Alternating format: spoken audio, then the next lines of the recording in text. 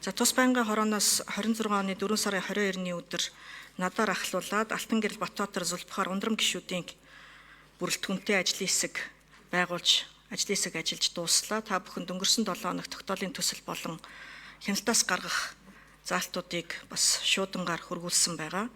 За ажлын хэсэг хуралдаж улсын их хурлаас засгийн газар улсын их хуралд ажиллаа шууд хариуцсан тайлагнадаг байгууллагад үүрэг чиглэл болгосон төрийн байгуулалтын байнгын хорооны эрхлэх асуудалд хамаарах 16 хуулийн 71 заалт хяналтад одоо байна. За 12 хуулийн 53 заалтыг бүрэн хэрэгжсэн гэж үзэж байгаа учраас хяналтаас хасах. За улсын их хурлын 37 тогтоолын 115 хяналт заалт одоо хяналтад байгаа.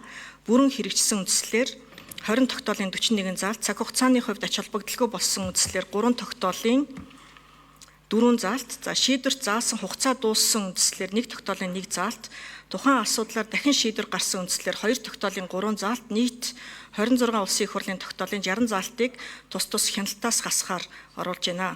За байнгын хорооны 11 тогтоолын 74 заалт хяналтад хിവэрэ байгаа. За бүрэн хэрэгжсэн үндслээр 7 тогтоолын 10 заалт тухайн асуудлаар дахин шийдвэр гарсан үндслээр 2 тогтоолын 4 заалт шийдвэр заасан хугацаа дууссан үндслээр 3 тогтоолын 3 заалт за ингээд нийт төрийн байгуулалтын байнгын хорооны 7 тогтоолын 18 заалтыг тус хяналтаас хасахыг төрийн байгуулалтын байнгын хорооны тогтоолын 1-р хавсралтаар оруулж байна.